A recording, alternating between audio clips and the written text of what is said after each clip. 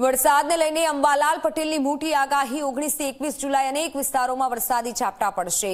2 દિવસ બાદ રાજ્યના કેટલાક ભાગોમાં ભારે વરસાદની શક્યતા છે। ઓગસ્ટની શરૂઆતમાં અણધાર્યો વરસાદ થવાની શક્યતા છે। 9 થી 11 ઓગસ્ટમાં સારો વરસાદ થવાની શક્યતા છે।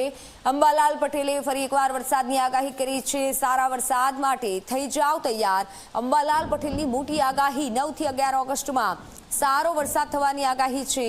વરસાદને લઈને અંબાલાલ પટેલે આગાહી કરી છે। 2 દિવસ બાદ કેટલાક ભાગોમાં ભારે વરસાદ થઈ શકે। ઓગસ્ટની શરૂઆતમાં અણધાર્યો વરસાદ આવી શકે છે।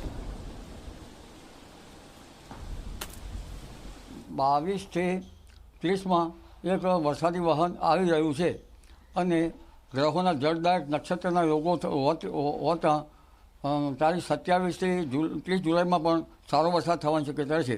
ઓગસ્ટમાં ચતુર્ગ્રહી યોગના કારણે પણ સારો વરસાદ થવાની શક્યતા છે, પરંતુ હમણાં તારીખ 22 જુલાઈથી 30 જુલાઈમાં મધ્ય ગુજરાતના ભાગોમાં સારો વરસાદ થવાની શક્યતા છે।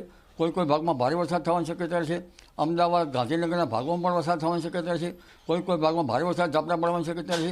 આ ઉપરાંત ઉત્તર ગુજરાતના ભાગોમાં પણ વરસાદ થવાની શક્યતા રહેશે, જેમાં કેટલાક ભાગમાં ભારે વરસાદ ઝાપટા પડવાની શક્યતા છે। સાબરકાંઠા અરવલ્લીના ભાગમાં વરસાદ થવાની શક્યતા રહેશે। પંચમહાલના ભાગોમાં પણ વરસાદ થવાની શક્યતા રહેશે। કચ્છના ભાગમાં ભારે વરસાદી ઝાપટા પડવાની શક્યતા રહેશે। દ્વારકાના ભાગમાં વધુ વરસાદી ઝાપટા પડવાની શક્યતા રહેશે। આ ઉપરાંત પોરબંદરના ભાગોમાં વધુ વરસાદી ઝાપટા પડવાની શક્યતા રહેશે। જામનગરના ભાગમાં હળવો ભારે વરસાદ થવાની શક્યતા રહેશે। ઓગસ્ટની શરૂઆતમાં પણ અણધાર્યો વરસાદ થવાની શક્યતા રહેશે।